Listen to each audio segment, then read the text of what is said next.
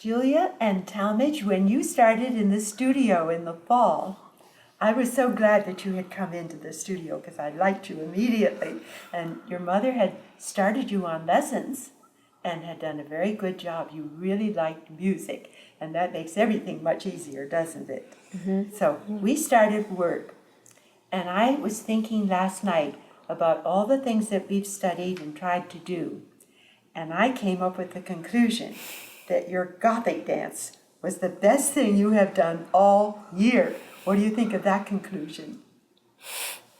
It's a great conclusion. You like yes. it? Does it seem true to you? Yes. Think about the different things we've done. We've done a lot of different things, but that one really stands out to me. Okay?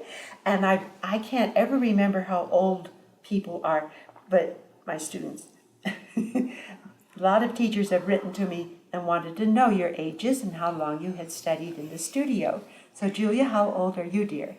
I'm 10. Are you? Wonderful, all right. And Talmage? I'm 11. Jeepers, I thought you were about 40 and 45. You're so smart. Okay. And you've been in the studio since the fall of 2010. And so that's a school year. Okay? So that's our statistics. Now, when we think of the Gothic dance, when we first started it, it was quite an undertaking. And Talmage wanted to play the secondo part because it looked a little harder, which was, I thought, very gallant of him. And Julia didn't start it right away. She forgot one week that she had it, and so she got a later start. But we got going on it. And do you remember that at first you were playing it really quite carefully? Da, da, da, da, da, da. And that was a good way to start, perhaps, but we didn't think it would dance very well that way, did we? Nope. So what was the first thing we really had to come to grips with and work hard on? What did we need to improve? The dance in it? The dance in it, that's right. You can't dance when you're stomping your feet with each beat. But it wasn't easy to do because there's a lot going on in that piece. So how did we solve that problem? Gothic dance is in triple meter. And what is triple meter? Metric stress. That's it. Good. When you have meter, you have metric stress. And which is always the strongest beat, unless the composer tells us to do something else? The first beat. The first beat. Do you remember our hand signals for triple meter? Then had hand, tip, tip, hand, tip, tip. And the second tip is light. The third tip is like we're diving into 1, 3, 1, 2, 3, 1, 2, 3, 1, 2, 3, 1, 2, 3, 1, 2, 3, 1, 2, 3, 1, 2, 3, 1, 2, 3, 1, 2, 3. Now we're dancing, you see. And that's what Gothic dance needed.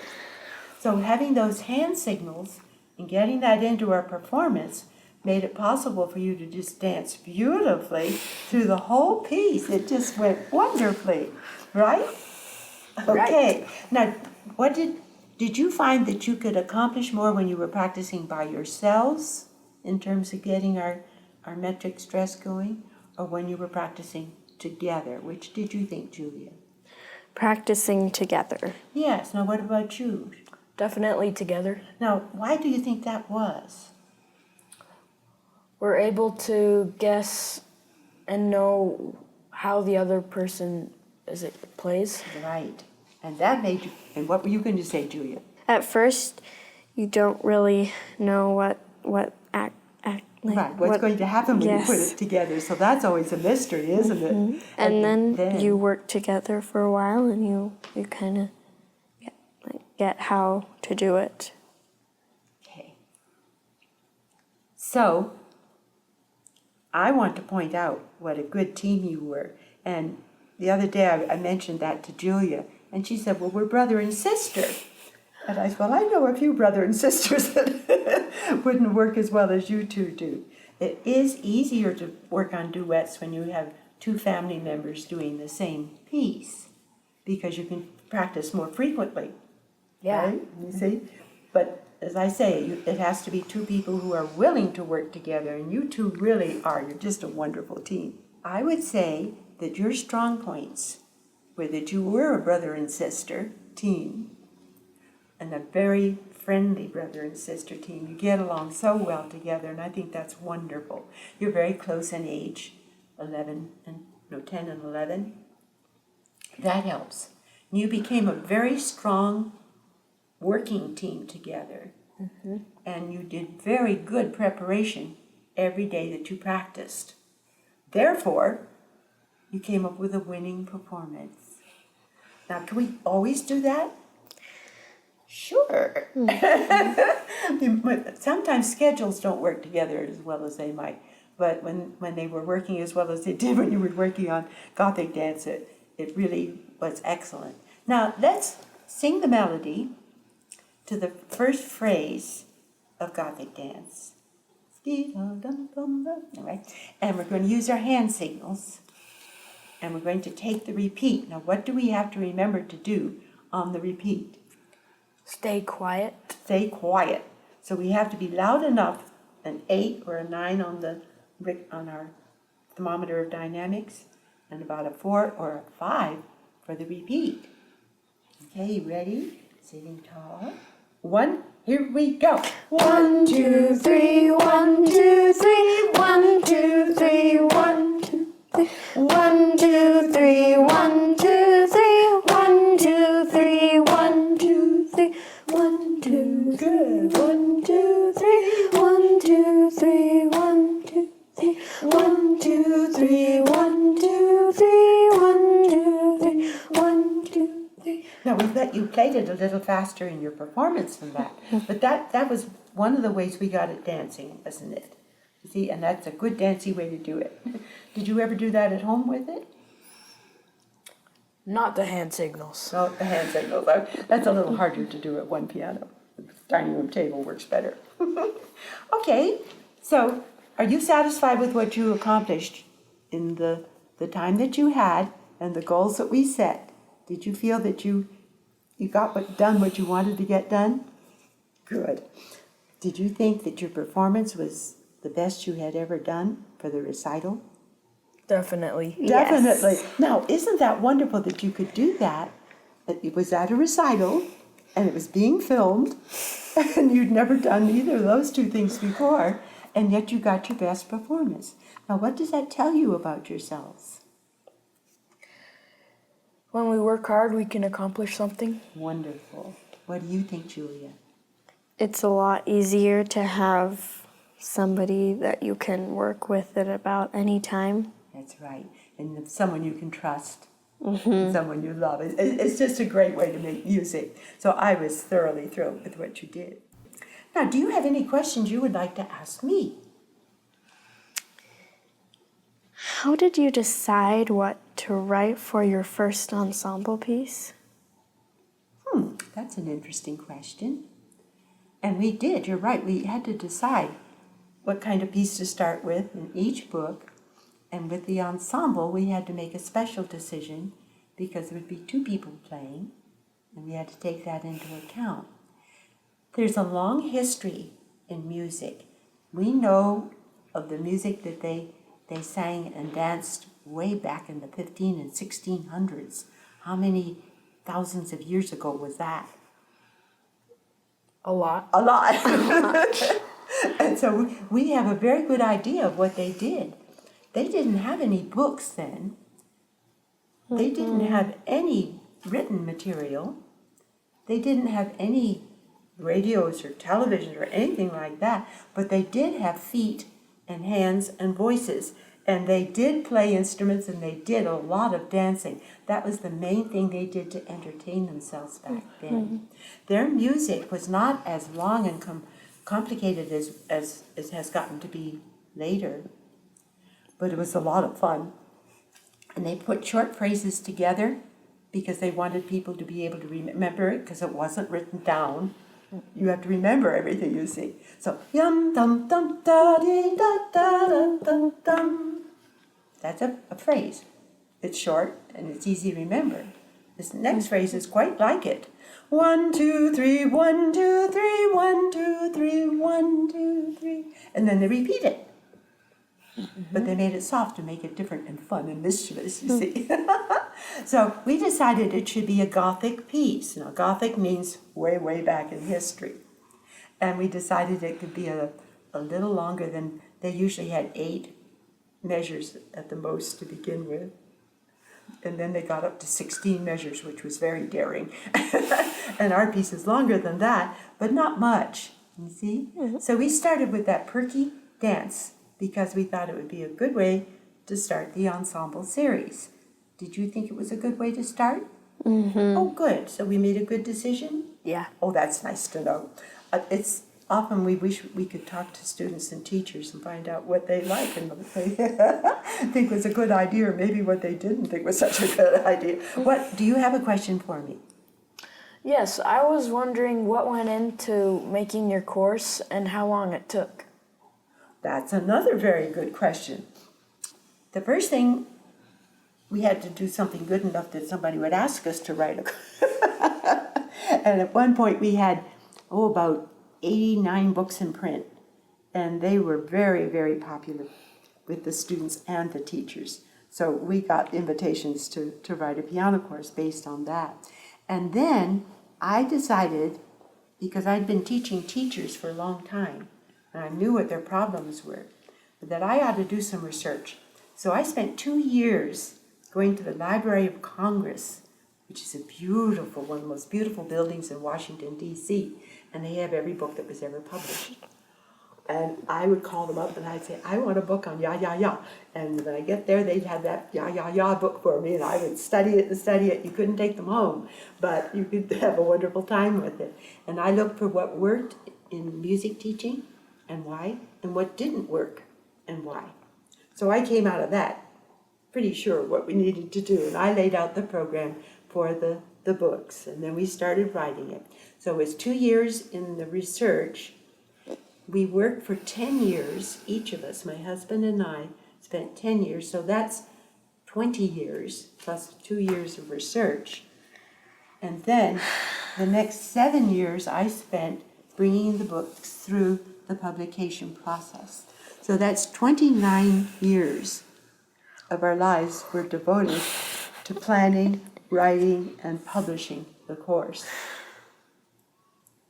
You're not even 29 years old yet, you see. I am.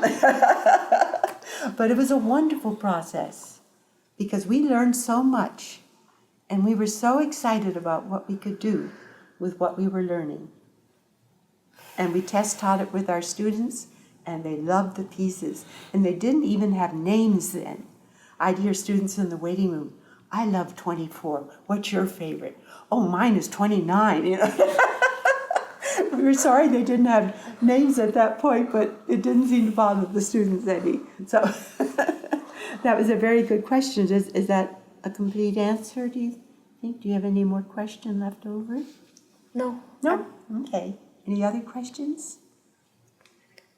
I don't think so. All right. Well, thank you. You know I love questions. And I ask my students a lot of questions. Were you surprised when you started to study with me at how many questions I asked you? I think so. Most students are really, what's going on here? Because they don't have many adults asking them questions. Why do you think I do that? At the beginning, maybe you want to see what we know. Absolutely. Good observation. And when you go to answer a question, what do you have to do? Think. Think. That's right, you see. But what were you going to say, dear? I was a little bit surprised at how many questions you asked because my mom used to teach us and she wasn't really a real piano teacher. And so she just let me play the piece and I would and she would just tell me what went well and what I did wrong. There. Now, that's not unusual way for people to teach. And I think if you ask a lot of students what they think their lessons are for, they will say, my teacher will correct my mistakes and tell me how to make it sound better. Yeah. Now, I don't think that's a very positive way to work together. I want to give you information that will help you know how to avoid mistakes. So we can know how to stop them. And Right. You see?